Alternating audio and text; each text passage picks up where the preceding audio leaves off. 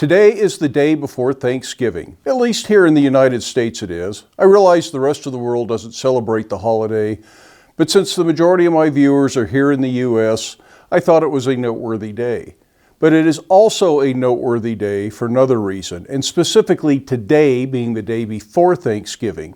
Last year on the day before Thanksgiving, I was working in the shop, and I probably had about 40 outstanding orders on the books.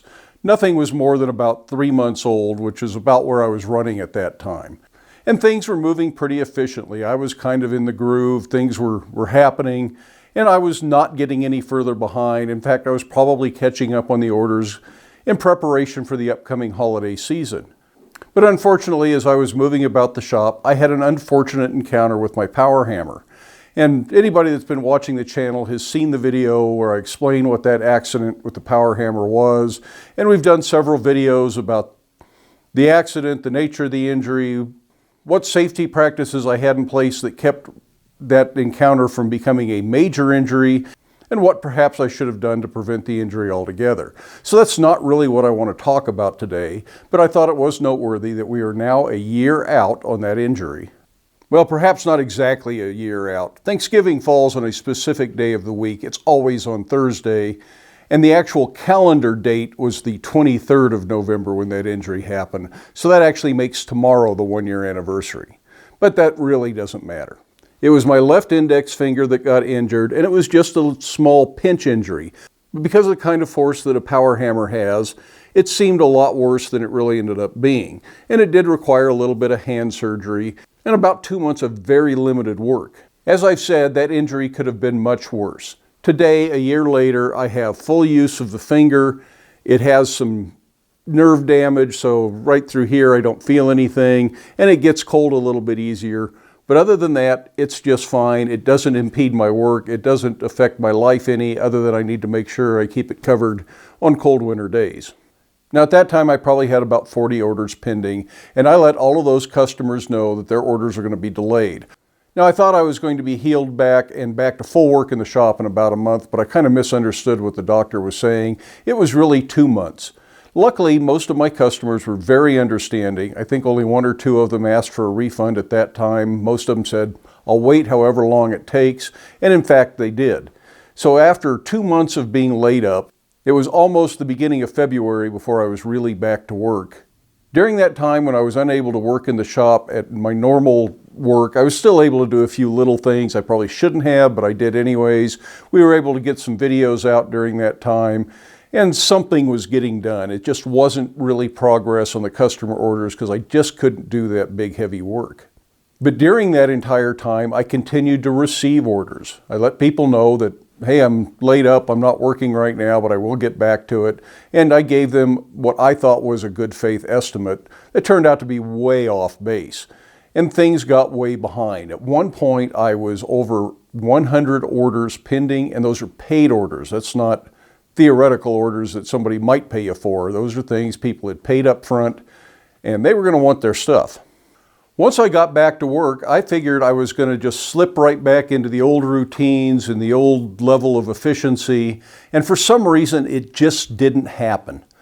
And I'm not really sure how to explain that. It's like I had forgotten how to be efficient in the shop. Things just didn't click. They didn't just happen.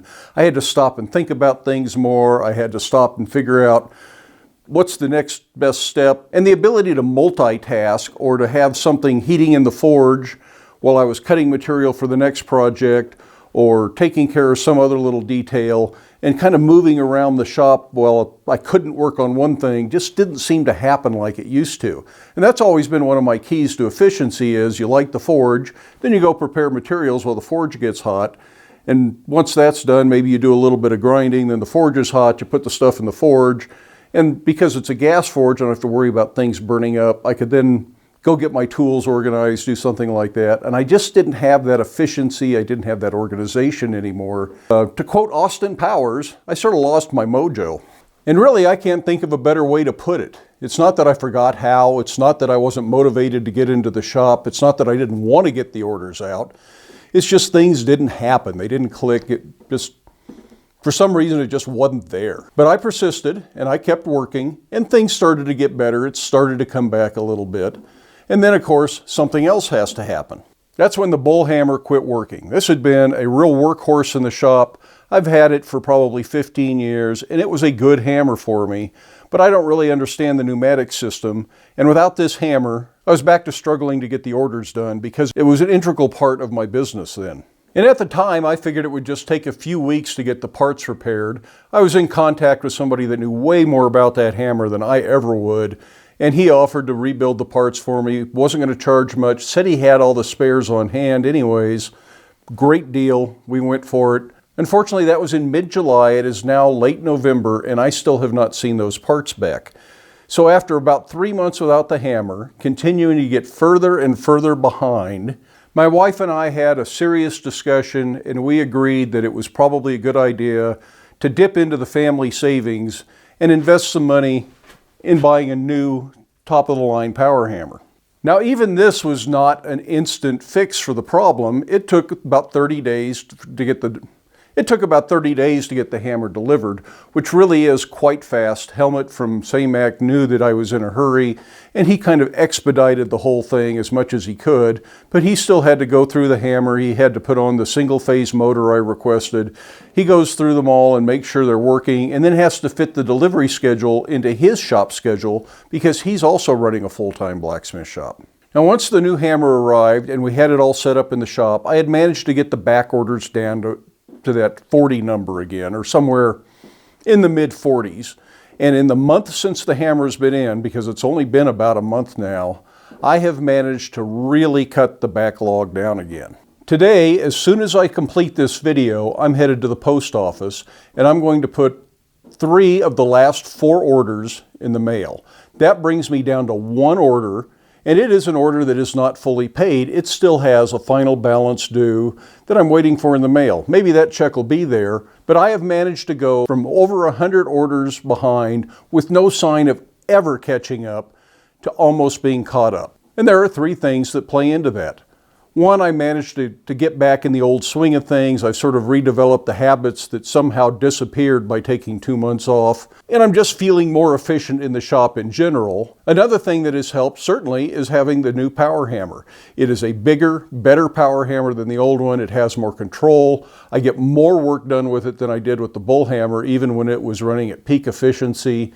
It has made a real difference in getting this stuff done and out the door. Particularly the heavier work like axes, adzes, froze, and other things that just wear you out doing it all day long at the anvil. I can work a long day under the power hammer and still be turning out quality work. I'm not getting tired and sloppy like you might be if you tried to do that for an 8-hour day at the anvil. But the other thing that hasn't been brought up before that really made a difference is that in August I quit taking orders. I finally said I cannot keep being behind. I cannot keep owing people that have already paid me. I have to get caught up. So early August, I said no more orders. That's it. So now 3.5 months later, I've managed to dwindle down, so there's only 1 order left. And that's an order for a whole kitchen's worth of hinges and hardware and handles and latches and all sorts of stuff. I talked about it the other day when I said I had to make 500 lag bolts to mount all this stuff with.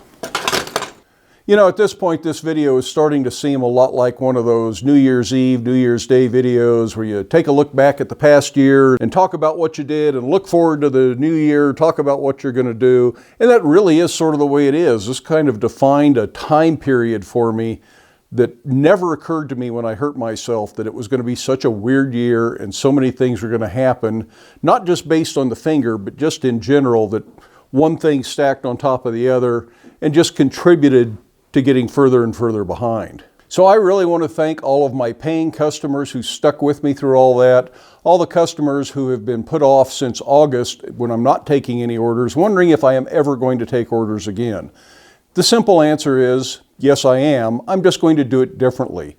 I learned a lot through this experience. I don't like the feeling of owing people who have already paid me when I have no idea. I tell them probably 3 or 4 months, and it turns into 5 or 6 months or 7 months. Some of these orders have been 8 months out, and I just don't like that feeling. I know they don't like being paid up front and wondering, are they ever going to see their stuff? So I have completely changed the way I'm going to take orders in the future. Back in August, when I quit taking orders, I set up a wait list. And this is just an online service that people can put their name in, and that's all they have to do. They don't have to pay anything. They don't have to commit to anything. I am now going to that wait list, looking at the first name in the list, seeing what they want, sending them an email, and if they still want the items, say somebody wants an axe, they say, yes, I still want a carving axe, then we'll make arrangements for payment, and they will be at the top of the list now. And my plan is to only take 2 or 3 or 4 orders off the wait list at a time, no more than a month's worth of work, complete those orders, and then take the next group of names. In the long run, this means people may be waiting just as long to get their stuff, but they won't be out their money, they won't be committed, and I won't have the feeling of stress that I owe all these people.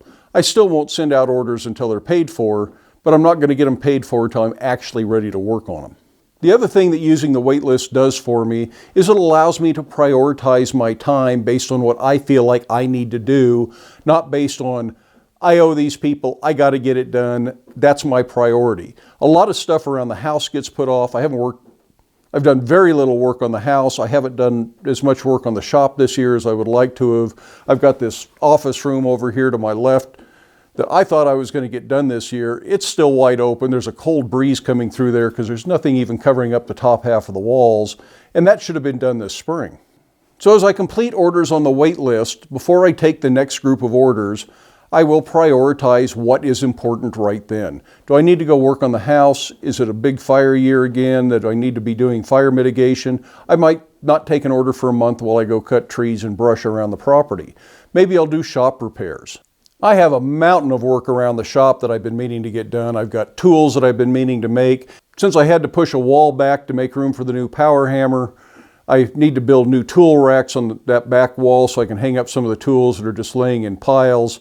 There is lots of stuff to do around here. So by not being obligated to somewhere between 40 and 100 prepaid orders, I'm hoping this gives me the freedom to work in the shop and get the things done that I need to, get the things done around the house that I need to, just have a little bit of breathing room, maybe sleep in a little bit in the morning. Instead of 7 hours of sleep, maybe I can go for that mythical 8-hour night's sleep. Now, as far as YouTube goes, this means that instead of trying to squeeze in little videos when I can, little informational videos, all I got time for today is a 5-minute vlog. That's all I'm going to do, just to keep videos coming out so people know I haven't forgotten about you.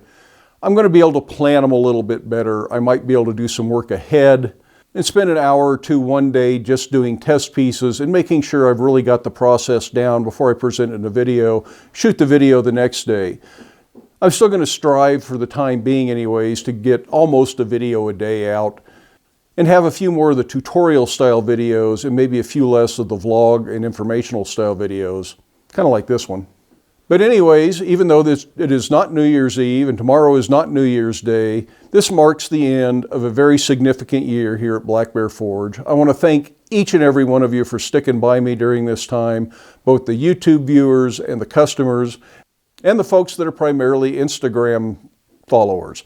Any of you that are watching this video, thank you very much for sticking by me here at Black Bear Forge.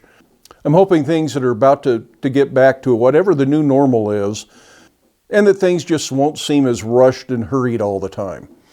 So thanks for sticking with me, and thanks for watching the video. If you like the video, give it a thumbs up. Love it if you hit that subscribe button. We're going to have lots of exciting stuff coming up here on the channel. We're going to do a project a day for most of December as a blacksmith's advent. So starting December 1st through Christmas Day, we're going to try and have at least one simple project every single day during that time period. So stick around and watch those. But for today, I hope you can get out to your shop. I hope you can make something. Do it safely. Wear your safety glasses. And if you're in the U.S. celebrating Thanksgiving tomorrow, I hope you have a wonderful holiday. Hope you have lots to be thankful for. That might be a good day to spend with your family instead of going out to the shop, though. We'll see you for the next one.